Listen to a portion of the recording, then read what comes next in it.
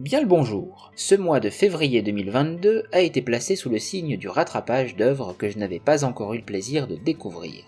J'ai donc la joie de vous présenter brièvement les 4 films et la série que j'ai préférés ce mois-ci sur 24 œuvres au total. Nous partons du plus récent et nous remontons au plus ancien. Licorice Pizza de Paul Thomas Anderson, sorti en 2021. Alors je ne suis pas un grand fan du cinéma d'Anderson, bien que j'apprécie tout de même la plupart de ses films, comme c'est le cas de Magnolia ou de There Will Be Blood par exemple, mais je reste toutefois assez extérieur à chacun de ses films.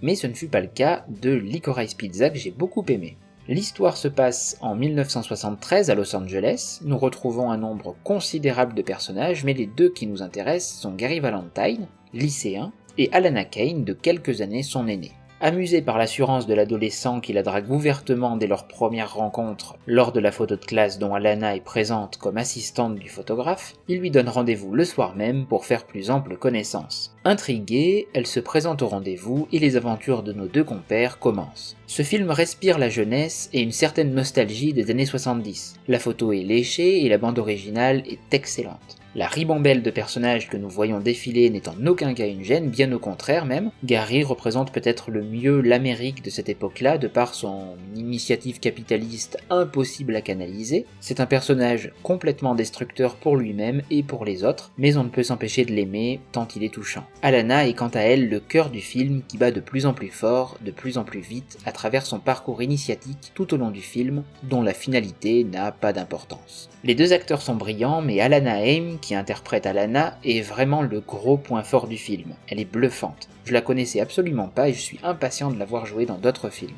Je vous conseille donc Licorice Pizza très chaudement. Do you know who I am? Yeah. Do you know who my girlfriend is? Barbra Streisand? Barbra Streisand. Sand. Sand, yeah, like sands, like the ocean, like Barbra beaches. Streisand? No, like Streisand. Sand. Streisand. Streisand. Grimper. Grimper encore. Le Sommet des Dieux de Patrick Imbert, sorti en 2021. Je suis très heureux d'avoir pu rattraper ce petit bijou, César du meilleur film d'animation il y a quelques jours, qui est amplement mérité. Tiré du manga éponyme que je n'ai pas lu, ce film parle d'alpinisme.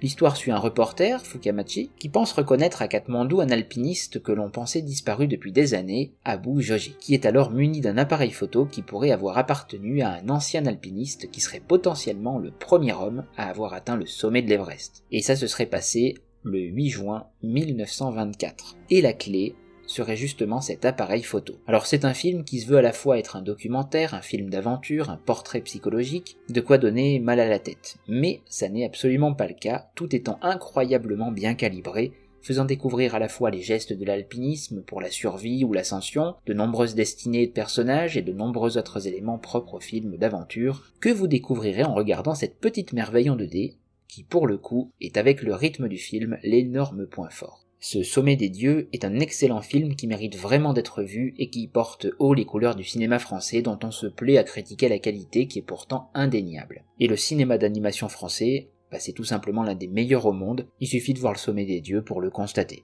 Et nous restons avec le cinéma français, nous remontons un petit peu en 2015, où sortait Réalité de Quentin Dupieux. Bon, pour ceux qui ne connaissent pas le cinéma de Dupieux, ceux qui le connaissent savent que c'est difficile de parler du cinéma de Dupieux parce que bien souvent, on aime son travail, mais on sait pas pourquoi.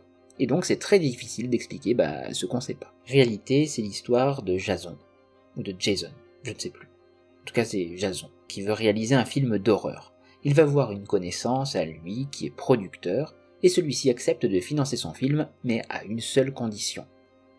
Il faut qu'il trouve le plus grand gémissement de toute l'histoire du cinéma, et pour ça, il a 48 heures. Ce qui fait que les gens aiment ou détestent Dupieux, c'est qu'il est inclassable. Ses films sont souvent malaisants, et ce sont clairement des expériences de cinéma, mais il est impossible de parler de ces films sans les spoiler. Et donc, dans Réalité, et ça va déjà être un spoil que de dire ça, mais Dupieux s'attaque au film Mindfuck comme Inception en leur faisant un gros doigt d'honneur. Placer des éléments anodins qui finalement seront très importants dans l'histoire comme une simple phrase, et dans Réalité ce sera justement cet élément qui sera très important, une phrase prononcée par un personnage ultra secondaire. Dupieux se moque du spectateur et de tous ceux qui se sentent toujours obligés de tout essayer d'intellectualiser, de tout décrypter, de tout analyser dans les moindres détails. et paradoxalement, c'est un peu des gens comme moi de temps en temps. Et le cinéma totalement absurde de Dupieux frappe très fort ici. J'aime beaucoup le cinéma de Quentin Dupieux, et Réalité est à mes yeux l'un, si ce n'est le meilleur film du cinéaste. Bon, je vais pas aller plus loin, vous savez le principal, et si vous n'aimez pas le cinéma de Christopher Nolan, dans le genre d'Inception, alors c'est une des raisons principales pour lesquelles il faut que vous voyiez ce film. Pour ceux qui aiment beaucoup Nolan, il faut que vous voyiez ce film.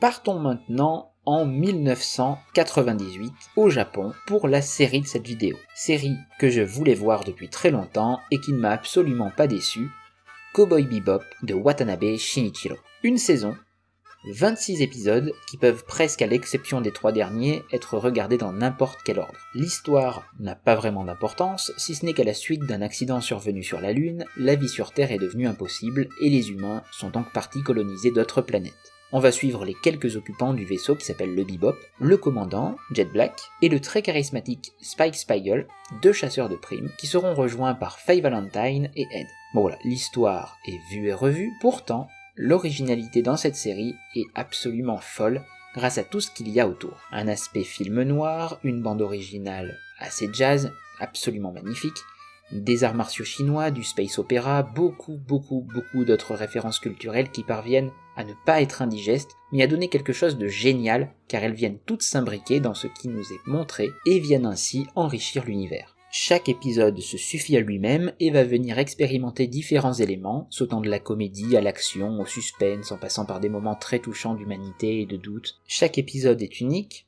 et vient servir la plus grande qualité de la série. Même si la musique est géniale, que les 4 personnages sont attachants et très humains, l'énorme point fort de Cowboy Bebop, c'est sa mise en scène absolument magnifique. Toutes les expérimentations et les imbricages culturels servent la mise en scène à merveille. Si vous n'avez jamais vu Cowboy Bebop, ruez-vous sur ce bijou, et si vous ne connaissez pas les séries animées japonaises, Cowboy Bebop, c'est l'un des plus beaux représentants de ce style, donc pourquoi ne pas commencer par ça ? Et nous terminons avec le film que j'ai préféré ce mois-ci, et d'assez loin je dois dire, réalisé en 1963 par Robert Bresson, Procès de Jeanne d'Arc est un film qui m'a beaucoup touché et forcément beaucoup marqué. Pourtant, il ne dure qu'1 heure et 5 minutes. Et il parle du procès de Jeanne d'Arc dont on sait absolument toutes et tous comment il se termine. Mais la force de ce film réside déjà dans le fait que Bresson ne filme que le procès et le bûcher. Et pour ça, il s'est basé sur le véritable procès qui a eu lieu en mai 1431, les véritables mots prononcés par Jeanne d'Arc tout au long de sa captivité, ainsi que ceux de ses opposants consignés dans des registres, nous sont livrés mot pour mot. Bresson nous donne donc à voir ce qu'il s'est exactement dit, et donc, par sa mise en scène magistrale de sobriété et par l'interprétation de Florence Delay, ce qu'il s'est véritablement passé. Bon, le personnage de Jeanne d'Arc est absolument magnifique, mais la façon dont Bresson la filme, comme il a toujours filmé avec une extrême minutie, c'est ce qu'il y a de plus touchant. Bon, ce qu'il faut savoir, c'est que Bresson, à la base, était photographe. Il ne filme que rarement un corps tout entier. Il ne filme que des parties du corps, pour exprimer des sentiments. Ça, c'est montrer la partie pour le tout. Il considérait que pour montrer le mouvement, par exemple, il n'était pas nécessaire de montrer le corps tout entier, simplement les pas. Ce qui intéressait Bresson, c'était de se rapprocher le plus possible de la réalité, que ce soit dans l'histoire, mais aussi dans le simple regard que l'on porte au quotidien sur les gens. On va pas regarder quelqu'un de haut en bas sans jamais faire le focus sur quelque chose. Forcément, à un moment donné, on va poser nos yeux sur le regard de la personne, sa bouche, ses mains, sa démarche. Et Bresson, lui, voulait reproduire le regard humain. Pour les personnes qui ont déjà vu un film de Bresson, il suffit de voir une simple image et on sait instantanément que c'est du Bresson. Et c'est ça aussi qui fait la force de ces films. Si vous ne connaissez pas Robert Bresson, je vous conseille évidemment de voir ces films, et si vous avez l'ambition de faire des études de cinéma par exemple, Bresson c'est un passage obligé. C'est un objet d'étude ultra intéressant auquel vous n'avez que très peu de chances d'échapper. Et tant mieux. Et bien voilà, je vous laisse là-dessus, j'espère vous avoir donné envie de voir ou de revoir au moins l'une des œuvres que je viens de vous présenter. Je vous souhaite de voir de très beaux films en mars. Voyez des films, quoi que vous regardiez, allez au cinéma, prenez soin de vous, et à très bientôt. Je ne sais si c'est la volonté de Dieu. N'était la grâce de Dieu, je ne saurais rien faire. Croyez-vous être la grâce de Dieu?